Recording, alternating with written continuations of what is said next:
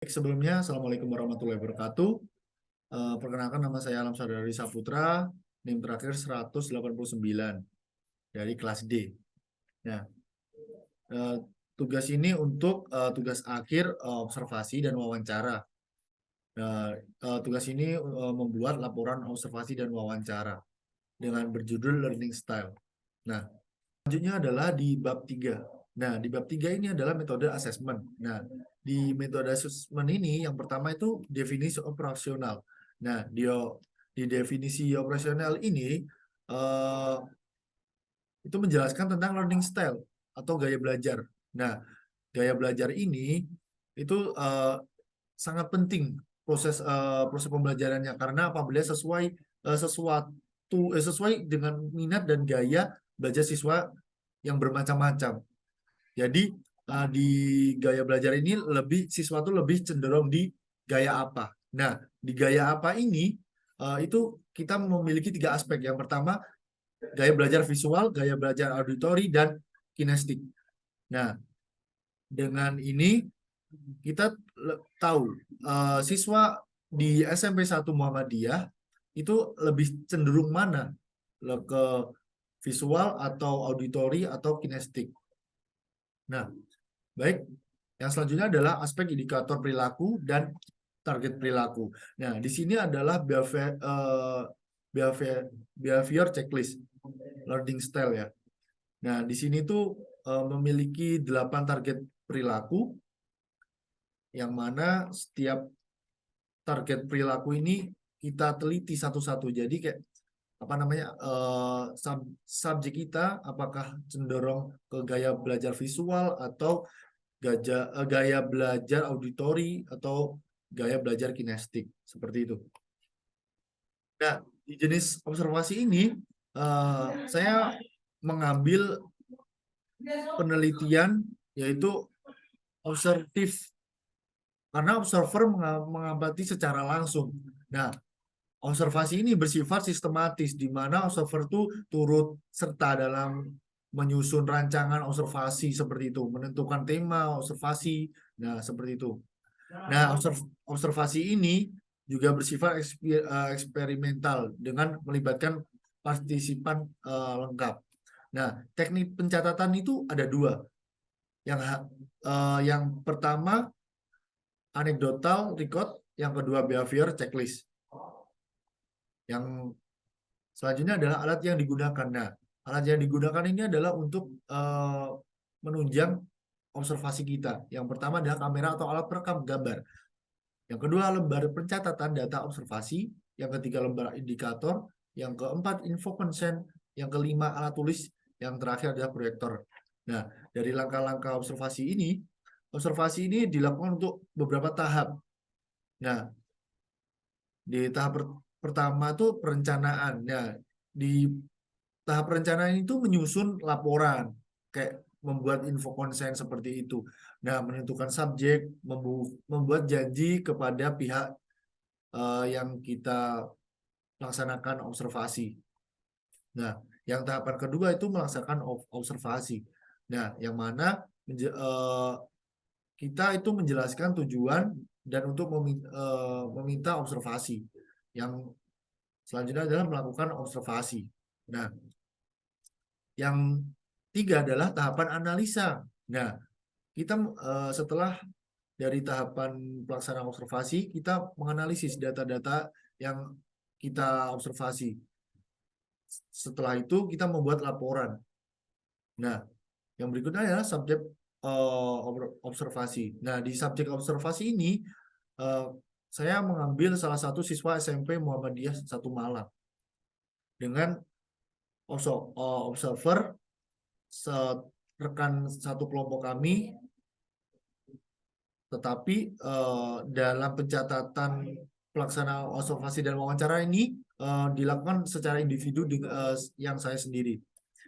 Dan waktu dan pelaksanaan itu ada 2 hari, sebenarnya 3 hari. Yang 2 hari pertama hari Senin dan hari kedua adalah Selasa. Nah, hari Senin itu kegiatannya adalah observasi anekdotal record. yang mana waktunya jam 7 sampai jam 9. Yang hari kedua, Selasa, itu observasi behavior checklist yang sama dengan waktunya jam 7 dan sampai jam 9. Nah, selanjutnya adalah hasil asesmen. Di bab 4 ini hasil observasi. Yang pertama itu gambaran umum subjek observasi. Nah, subjek penelitian saya itu berinisial EL, yang mana merupakan siswi SMP Muhammadiyah 1 yang umurnya 14 tahun, memiliki ciri-ciri fisik dengan kulit coklat matang, mohon maaf, coklat sawo matang, memiliki bentuk mata yang cukup besar, dengan tinggi badan kira-kira 150 cm. Nah, dia tuh memiliki bidang kesenian, memiliki kesukaan dalam bidang kesenian dan olahraga. Dan EL ini adalah dokter. Nah, dia memiliki 3 bersaudara dan EL ini adalah nomor kedua. Nah, ketika pelaksanaan observasi ini, EL juga terlibat aktif, cukup aktif dalam pembelajaran. Nah, ketika dia mengobrol bersama temannya, terus ketika diizinkan menggunakan HP, dia juga menggunakan HP yang cukup bijak, seperti itu. Dan dia tuh menggunakan masker, namun maskernya itu hanya digantungkan di telinga kanan saja, seperti itu. Nah, yang selanjutnya adalah deskripsi hasil observasi. Ini adalah apa namanya, deskripsi hasil observasi ya. Kita mengambil 3 aspek, yaitu gaya belajar visual, gaya belajar auditori, dan kinestik. Nah, di sini ada 8 target perilaku, yang mana setiap aspek itu EL ini memunculkan perilakunya setiap aspek, seperti gaya belajar visual ini. Nah, di gaya belajar visual ini EL tuh menggunakan berkali-kali, lebih dari 2 kali, itu menggunakan HP-nya untuk mendokumentasikan materi-materi yang sudah diberikan oleh pemateri yang ada di slide PPT. Yang kedua itu adalah gaya belajar auditori. Nah, yang mana ketika EL ini membaca tugas atau pertanyaan yang diberikan pemateri tadi, nah itu tadi dia baca itu dia lewat kertas HVS yang sudah diberikan kepada pemateri. Nah, dia baca seperti itu. Nah, yang terakhir adalah gaya belajar kinestik. Nah, di gaya belajar kinestik ini, EL ini sering melakukan apa namanya, gerakan-gerakan saat pembelajaran, seperti menengok ke kanan, ngobrol bersama teman-temannya di kanan atau kiri, terus kadang juga dia berjalan. Nah, dia tuh juga cukup sering membenarkan jilbabnya, seperti itu. Nah, dari hasil observasi ini yang dilakukan 2 hari tadi, nah, subjek EL itu memunculkan target perilaku. Nah, yang mana 3 aspek tadi, visual, auditori, dan kinestik, itu tadi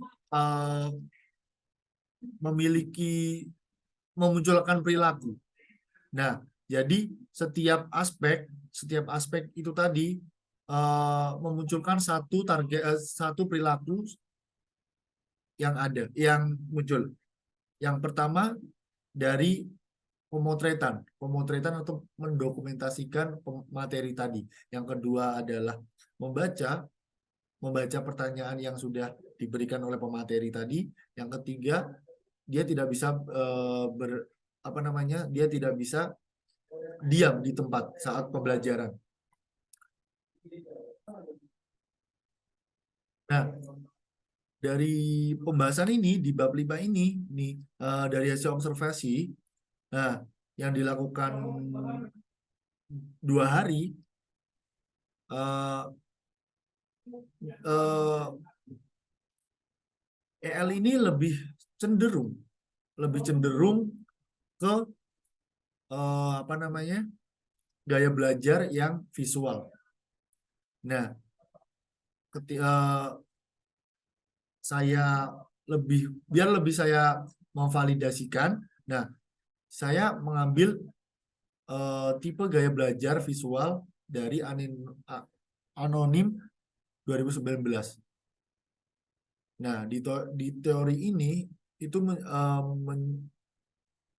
menjelaskan ciri-ciri karakteristik tipe gaya belajar visual. Nah, di gaya belajar visual ini, EL itu memenuhi empat perilaku.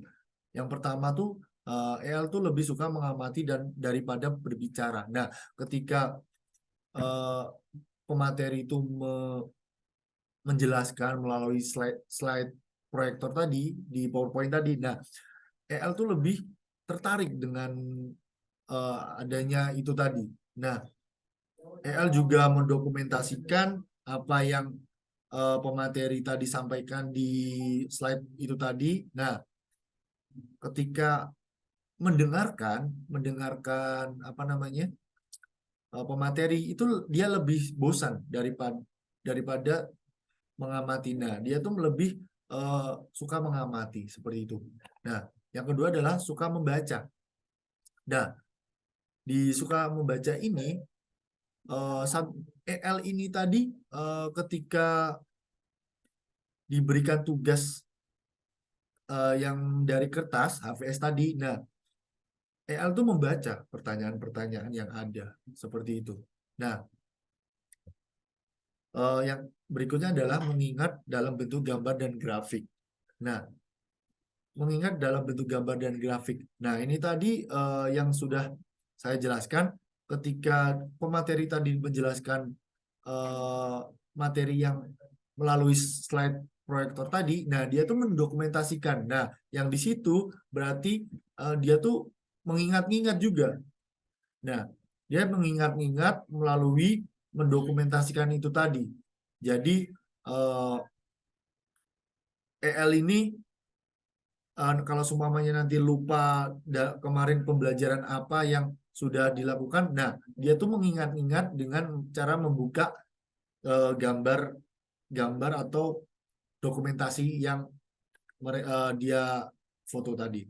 Nah, yang terakhir adalah teliti. Nah, EL ini sangat teliti ketika dia apa namanya, mengerjakan sesuatu atau menanyakan sesuatu, itu dia teliti. Nah, ketika mereka EL ini melakukan pembelajaran, nah dia tuh suka mengangkat tangannya, menanyakan seperti itu. Jadi lebih kayak dirincikan seperti itu.